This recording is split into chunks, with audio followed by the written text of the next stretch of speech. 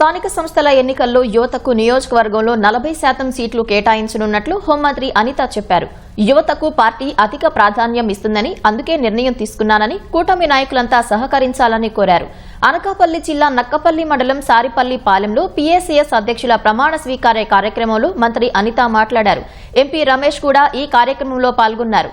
అక్టోబర్లో steel plant కు శంకుస్థాపన చేస్తున్నామని, ప్రధాని మోదీని రప్పించేందుకు కృషి చేస్తున్నట్లు ఎంపీ రమేష్ వెల్లడించారు.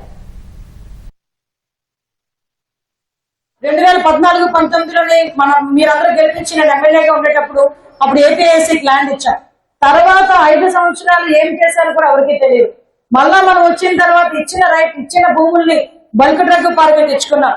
ఎక్కడా కూడా మనకి ఇబ్బంది కలగకూడదని ఆర్సిల్మెటల్ సంస్థ వస్తే అటువంటి ఆర్సిల్మెటల్ స్టీల్ ఫ్యాక్టరీ గురించి గౌరవ లోకేష్ గారికి చెప్తే గౌరవ మన సీఎం రమేష్ గారు మేమందరం కూడా కృషి చేసి ఒక వీడియో కాల్ లో ఆ రోజు ఈ కార్యక్రమం ఫ్యాక్టరీని ఇక్కడ స్టీల్ ఫ్యాక్టరీని ఇక్కడ తీసుకొచ్చే పరిస్థితి. దగ్గర 80,000 కోట్లు ఫస్ట్ ఫేజ్ లో 2000 రాసి పెట్టుకోండి. 2028కి అంటే 2029 ఎలక్షన్ నాటికి ఆ స్టీల్ ప్లాంట్ రన్నింగ్ లోకి వస్తుంది. ఫస్ట్ ఫేజ్ ఎంత మందికి ఉపాధి అవకాశాలు వస్తాయో ఒకసారి ఆలోచన చేసుకోండి.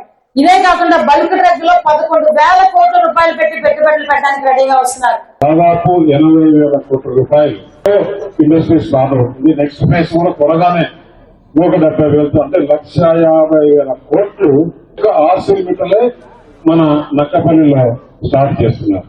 అది కాకుండా దాదాపు 2,000 ఎకరాల పైచీకుల్లో బల్క్ డ్రగ్ ఎస్ఈజెడ్ వర్క్ జరుగుతుంది. ప్రధానమంత్రి అక్కడ వచ్చినప్పుడు ఫౌండేషన్ వేశాడు. ఎక్కడ వేశాడు? మన విశాఖపట్నంలో వచ్చినప్పుడు నక్కపల్లి బల్క్ డ్రగ్కు, అలాగే ఎలమంచిల్లో గ్రీన్ హైడ్రోజన్ అది 185,000 కోట్లు.